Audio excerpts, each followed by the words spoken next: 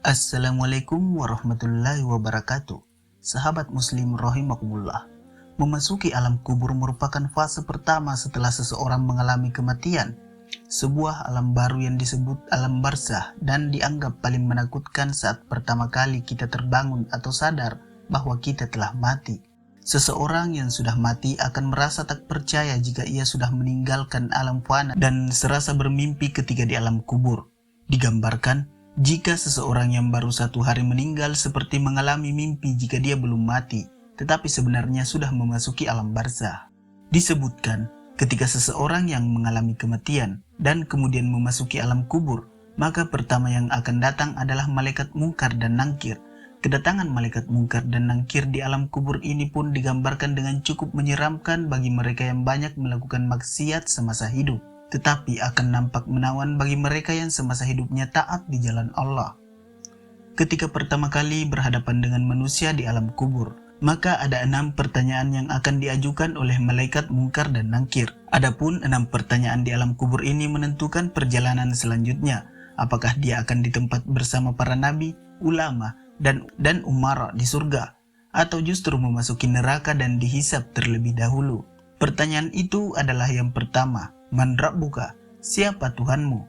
Ma dinuka, apa agamamu? Man nabiyuka, siapa nabimu? Ma kitabuka, apa kitabmu? Aina kiblatuka, di mana kiblatmu? Dan yang keenam adalah Man ikhwanuka, siapa saudaramu? Benarlah demikian, kehidupan alam barzah atau alam kubur banyak disebutkan dalam Al-Quran dan hadis serta siksa-siksanya yang tanpa ampun bagi mereka yang berdosa, tetapi akan mendapatkan kelapangan dan ketenangan bagi umat yang beramal soleh. Dan berikut ini adalah hadis Rasulullah Sallallahu Alaihi Wasallam yang menggambarkan perjalanan manusia setelah melewati fase kematian. Maka di alam kubur sudah menanti kehidupan baru dan serba asing. Hadis panjang Al-Barra bin Azib. Ia diriwayatkan oleh Imam Ahmad dan disahihkan oleh Imam Al-Hakim dan Syekh Albani. Ini menceritakan perjalanan para manusia di alam kuburnya. Suatu hari, kami mengantarkan jenazah salah seorang sahabat Nabi Shallallahu Alaihi Wasallam dari golongan Ansar. Sesampainya di perkuburan, liang lahat masih digali, maka Rasulullah Shallallahu Alaihi Wasallam pun duduk ataupun menanti, dan kami pun juga duduk terdiam di sekitarnya, seakan-akan di atas kepala kami ada burung gagak yang hinggap. Rasulullah Shallallahu Alaihi Wasallam memainkan sepotong dahan di tangannya ke tanah, lalu beliau mengangkat kepalanya seraya bersabda, "Mohonlah perlindungan kepada Allah dari azab kubur." Beliau ulangi perintah ini 2 atau 3 kali. Kemudian beliau Shallallahu Alaihi Wasallam bersabda, "Seandainya seseorang yang beriman sudah tidak lagi menginginkan dunia dan telah mengharapkan akhirat ataupun sakaratul maut, turunlah dari langit para malaikat yang bermuka cerah secerah sinar matahari. Mereka membawa kain kafan dan wewangian dari surga, lalu duduk di sekeliling mukmin tersebut sejauh mata memandang. Setelah itu turunlah malaikat pencabut nyawa dan mengambil posisi di arah kepala mukmin tersebut. Malaikat pencabut nyawa itu berkata, 'Wahai nyawa yang mulia, keluarlah engkau untuk menjemput ampunan Allah dan keridhoannya.' Maka nyawa itu dengan mudahnya keluar dari tubuh mukmin tersebut seperti lancarnya air yang mengalir dari mulut sebuah kendil.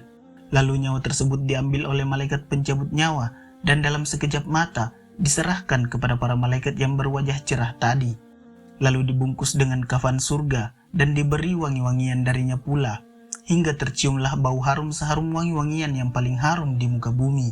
Kemudian nyawa yang telah dikafani itu diangkat ke langit. Setiap melewati sekelompok malaikat di langit, mereka bertanya, 'Nyawa siapakah yang mulia ini?' 'Ini adalah nyawa Fulan bin Fulan,' jawab para malaikat yang mengawalnya dengan menyebutkan namanya yang terbaik ketika di dunia. Sesampainya di langit dunia, mereka meminta izin untuk memasukinya, lalu diizinkan. Maka seluruh malaikat yang ada di langit itu ikut mengantarnya menuju langit berikutnya. Hingga mereka sampai di langit ke-7, di sanalah Allah berfirman, 'Tulislah nama hambaku ini dalam kitab Illiyin, lalu kembalikanlah ia ke jasadnya di bumi, karena dirinya lah aku ciptakan mereka, para manusia, dan kepadanya lah aku akan kembali, serta darinya lah mereka akan kubangkitkan.' Lalu nyawa tersebut dikembalikan ke jasadnya di dunia. Lantas datanglah 2 malaikat yang memerintahkannya untuk duduk. Mereka berdua bertanya, 'Siapakah Rabbmu?' 'Rabbku adalah Allah,' jawabnya. Mereka berdua kembali bertanya, "Apakah agamamu?" "Agamaku Islam," sahutnya. Mereka berdua bertanya lagi, "Siapakah orang yang telah diutus untuk kalian?" "Beliau adalah Rasulullah Sallallahu Alaihi Wasallam," jawabnya. "Dari mana engkau tahu?" tanya mereka berdua. "Aku membaca Al-Quran, lalu aku mengimaninya dan mempercayainya." Tiba-tiba terdengarlah suara dari langit yang menyeru, "Jawaban hambaku benar, maka hamparkanlah surga baginya. Berilah dia pakaian darinya, lalu bukakanlah pintu ke arahnya. Maka berhembuslah angin segar dan harumnya surga memasuki kuburannya. Lalu kuburannya diluaskan sepanjang mata memandang. Saat itu datanglah seseorang pemuda asing yang amat tampan memakai pakaian yang sangat indah dan berbau harum sekali seraya berkata, "Bergembiralah, inilah hari yang telah dijanjikan dulu bagimu." Mukmin tadi bertanya, "Siapakah engkau?" "Wajahmu menandakan kebaikan." "Aku adalah amal salehmu," jawabnya. Si mukmin tadi pun berkata, "Wahai Rabbku, segerakanlah datangnya hari kiamat, karena aku ingin bertemu dengan keluarga dan hartaku." Adapun orang kafir, di saat dia dalam keadaan tidak mengharapkan akhirat dan masih menginginkan dunia, turunlah dari langit malaikat yang bermuka hitam sambil membawa kain mori kasar. Lalu mereka duduk di sekelilingnya. Saat itu turunlah malaikat pencabut nyawa dan duduk di arah kepalanya seraya berkata, "Wahai nyawa yang hina, keluarlah dan jemputlah kemurkaan dan kemarahan Allah." Maka nyawa orang kafir tadi berlarian di sekujur tubuhnya. Maka malaikat pencabut nyawa tadi mencabut nyawa tersebut dengan paksa, sebagaimana seseorang menarik besi jeruji yang menempel di kapas basa.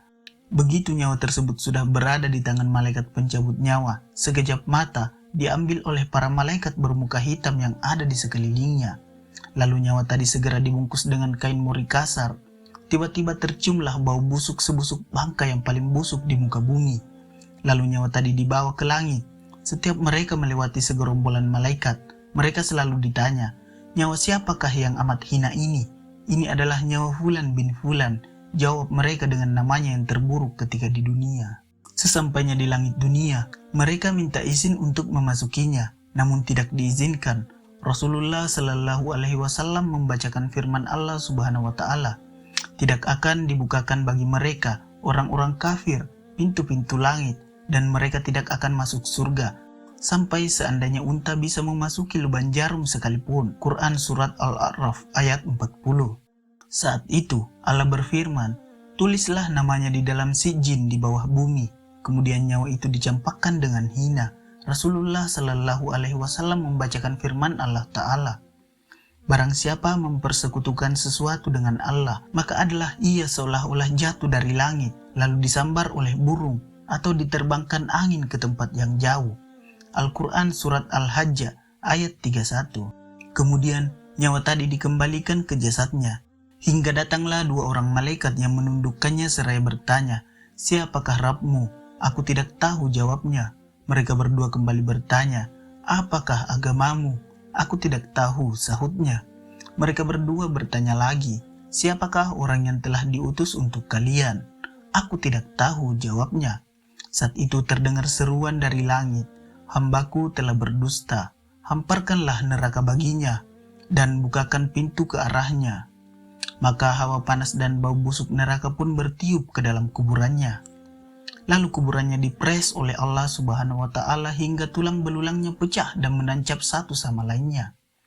Tiba-tiba datanglah seorang yang bermuka amat buruk memakai pakaian kotor dan berbau sangat busuk seraya berkata, "Aku datang membawa kabar buruk untukmu.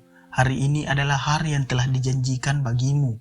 Orang kafir itu seraya bertanya, "Siapakah engkau?" "Wajahmu menandakan kesialan." "Aku adalah dosa-dosamu," jawabnya.